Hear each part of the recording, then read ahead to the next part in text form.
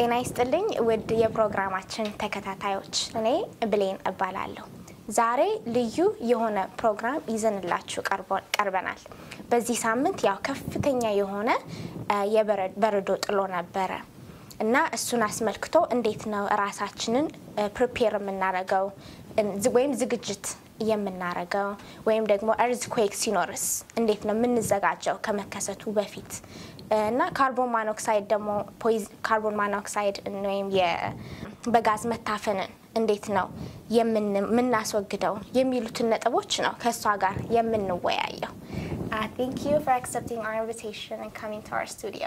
Well, thank you very much. I'm very pleased to be here. Thank you. Can you please tell us about yourself and what you do?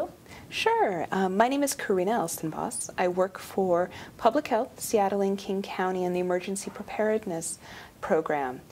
And in Emergency Preparedness, we do planning for events like the snowstorm that we've had, and we think about if we were to have such an event, what do we need to do to keep our residents of King County safe? How can we make sure that they get health and safety messages, that they get messages related to carbon monoxide, that they have access to health care even when the roads are somewhat treacherous. And so we do that planning before we have events like this, and then when we have a snowstorm, we work together with our emergency management partners to make sure that our residents are kept safe. Okay. Well, this week there was such an epic winter storm.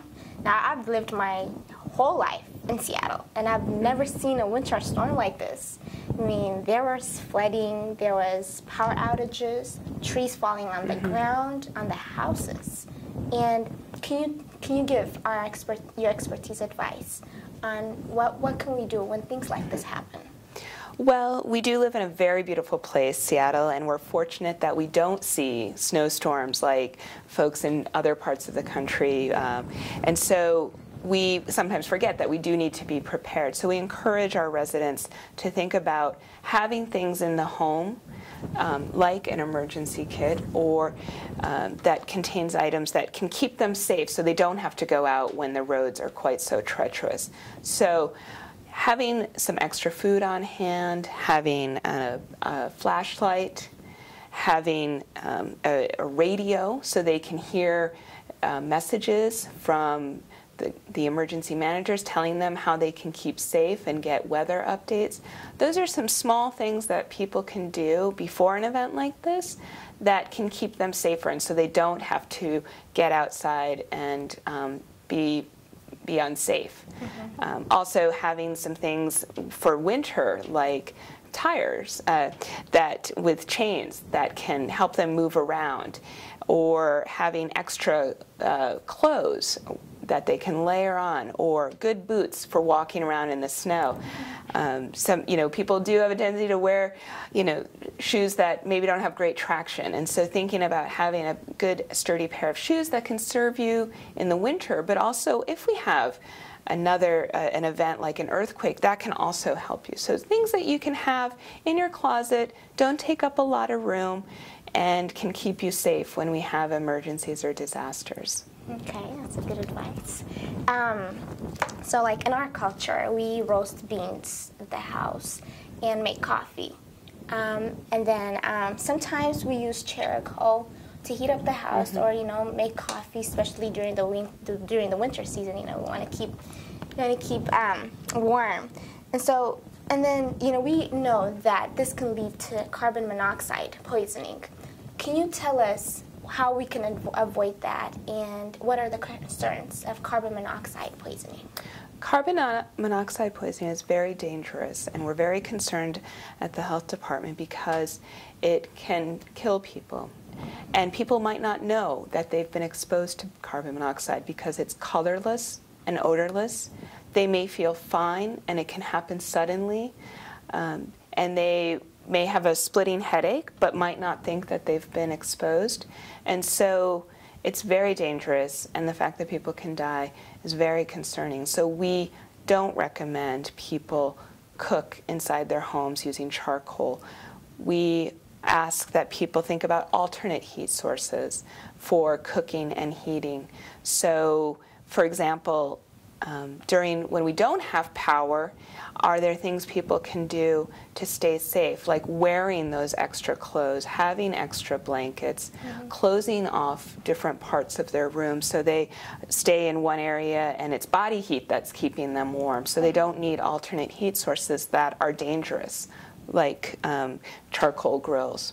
Or generators are also a concern. If people think they have a generator and they hook it up and they don't hook it up properly, that can also emit carbon monoxide. So when we have a snowstorm, those are things that we're very concerned about. We work to get messages out. In times when it's not an emergency and people are just through their day cooking inside using charcoal, and they do have a way of cooking things in another manner with, let's say, an electric grill or something that's electricity-based and not charcoal, that's what we ask people to do. So we want to respect the traditions, but we want people to stay safe. Right. Now, I have to admit that sometimes, when I roast coffee beans at my house, the alarm goes off. And so, I go ahead and turn it off. Or sometimes I just try to cover it. And, if I turn it off, I forget to turn it back on. And now that can, what can people do other than, turning off the alarm, or just, like taking it off and putting it, because if I take it off, I know I'm going to forget to take it back on. Right. And so I just turn it off, and I forget to take it back on later on. So what can give us an advice on what can we do instead of turning it off? Well, if the alarm's going off, that means there's a problem. Right. So first look at what you're doing to make the alarm go off and doing things differently. So if your carbon monoxide detector's going off, that means you're emitting carbon monoxide. And so can you look at using a different way of roasting your beans using an electric heat source so you're not emitting carbon monoxide? Is the weather good enough that you can do it outside if you must use charcoal? Outside, it's well ventilated, it's not near windows. And so I wouldn't suggest covering it, because that's also dangerous, because then you might not know you're being exposed. And certainly disabling or taking it off or taking the battery out also is dangerous, because then you're not going to be protected in the event that you are doing something that's causing carbon monoxide. What things should people have in their emergency kits? Can you list? In an emergency kit, people should have extra food. So when they go to the grocery store, can they buy some extra, say, cereal bars or canned vegetables that they can keep, things that they don't need heat to eat or don't require refrigeration. A battery-powered flashlight, so that when the power goes out, they have a light source. A radio, battery-operated radio, so they can listen to important messages and get information in the event that there's no electricity. If they take medications or aspirins, having extra medications available. And one other important thing in a kit is having contact information for neighbors. Sometimes you have an out-of-area contact, so someone in another part of the country that you can reach out to if you have a landline or a payphone when other systems are down. Sometimes landlines still work, so being able to reach out to someone and letting them know you're okay who are outside of King County. Okay.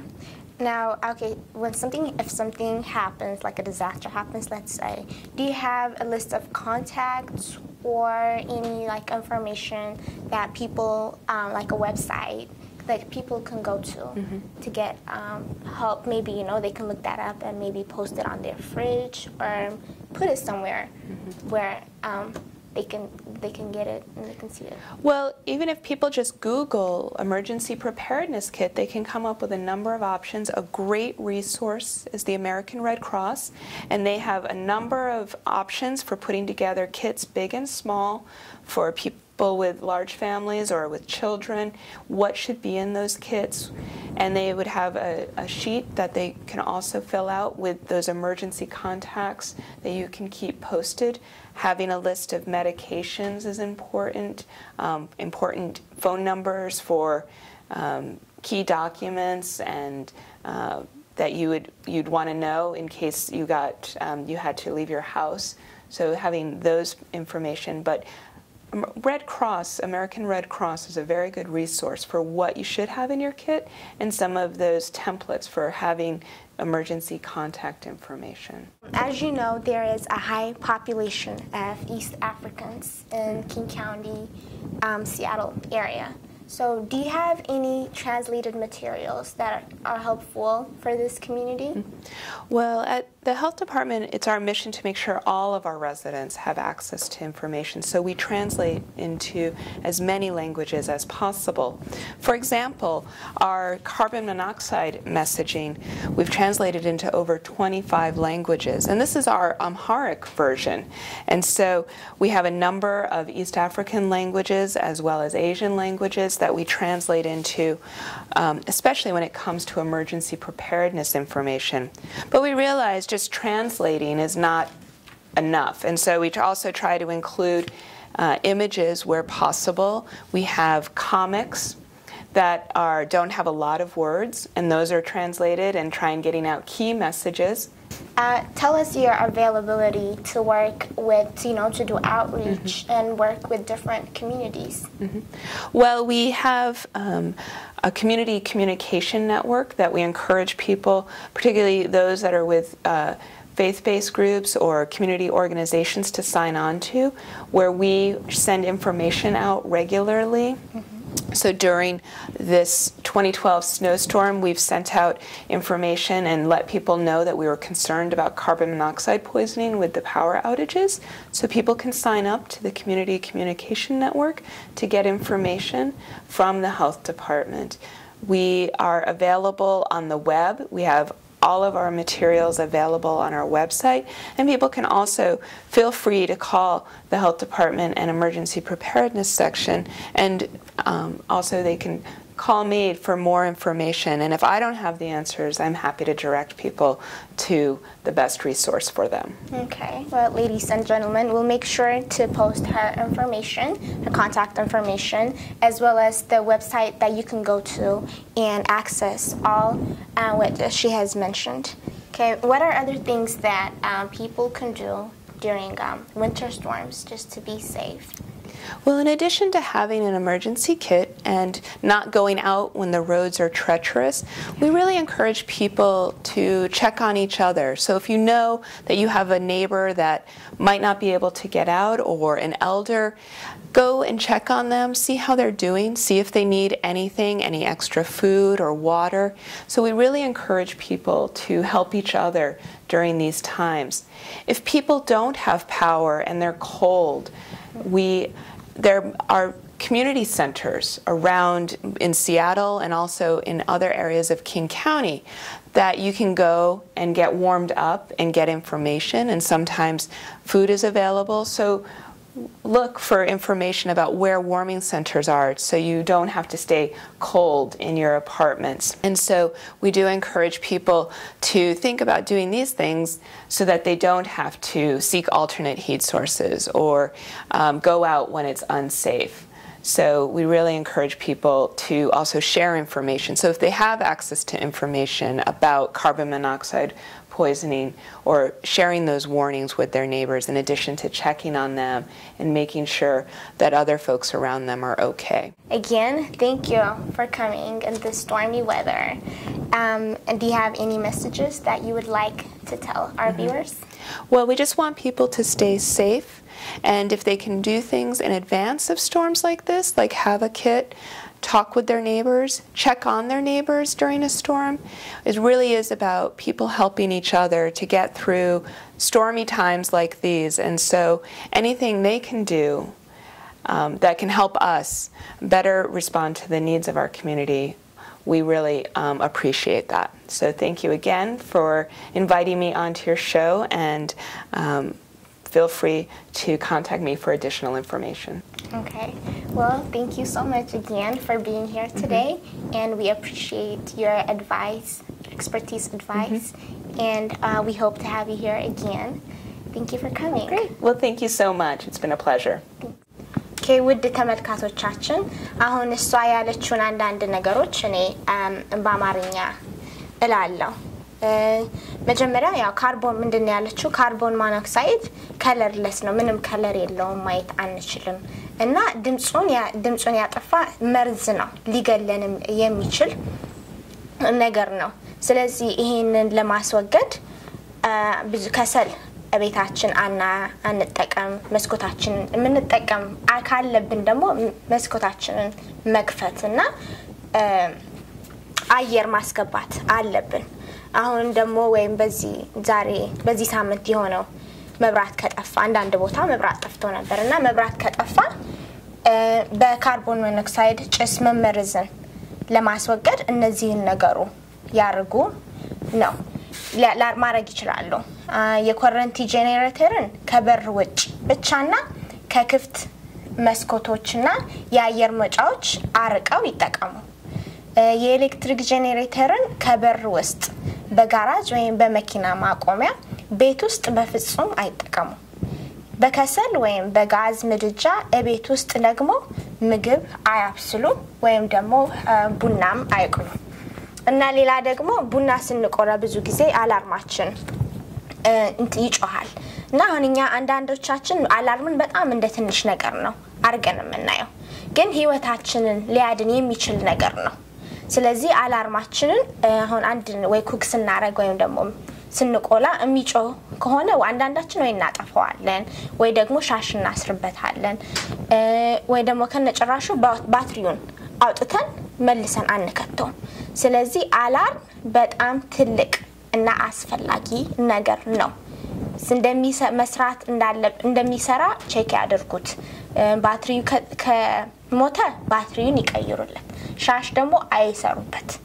አስፈላጊ ህይወታችንን ሊያድን የሚችል ነገር ነው። ከዛ በተጨማሪ ደግሞ አሁን እንደዚህ በዚህ ሳምንት እንደሆነው ነገር ኃይለኛ በረዶ ከጣለ ምን ማድረግ ነው ያለብን የሚሉትን ነገሮች መስኮት በጣም የሚበርድ ከሆነና ምንም መብራት ከጠፋ መስኮትና በሩ ላይ ብርድ ልብስ አርጉበት እና ደግሞ አሁን ብቻቸውን የሚኖሩ በተለይ አዛውንቶችን የምታውቁ ከሆነ ደውላችሁ እንዴናችሁ ያ በኢትዮጵያነታችን ሰላም ናችሁ ወይ ቤታችሁ እርሶ መብራት ካሎት ወይታችሁ ማስገባት ነው። ከዚህ በመጨረሻ ደግሞ ያ እሷ የመጣችው ከፐብሊክ ሄልዝ ሲያትል ኤንድ ኪንግ ካውንቲ ኢመርጀንሲ ፕሪፓሬድነስ ዲፓርትመንት ነው እና ያን የሷን ኢንፎርሜሽን እዚህ ስክሪኑ ላይ አርገንላችኋል እና ዌብሳይቱ ይሄው ማየት ትችላላችሁ kingcounty.gov ያው ረጅም ነው እዚህ ላይ እንለጥፈዋለን እና ሌላ ደግሞ ፌስቡክም ላይ ማግኘት ትችላላችሁ ትዊተር ያላችሁ ደግሞ ትዊተርም ላይ ማግኘት ትችላላችሁ ያው እዚህ ላይ በዝርዝር እናስቀምጥሎታለን እና more information ደግሞ የሚፈልጉ ከሆነ የተለያዩ ትራንስሌትድ የሆኑ ነገሮችን ከነሱ ዌብሳይት ላይ ማግኘት ትችላላችሁ ጥያቄ ወይም አስተያየት ካሎት 206 838 6359 መደወል ይችላሉ በፕሮግራማችን እንደተደሰታችሁ ትልቅ ተስፋ እናደርጋለን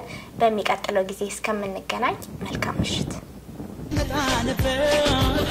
አዛኝ መስመሩ ሰው ብሎነር ሀብተኛ ለኢትዮጵያ ይቅረብ ከድህነት መሰነባበቻ እንዳን ሆኖ ገኔ በቁጥር ብቻ ካለው ላይ ቀንሶ ታሰጠን ሌላው አቅም ያለው ወገኔ ጎኑን አደላሎ ከንፈር ቢመጥላት ላይ ተቅማታ ገኔ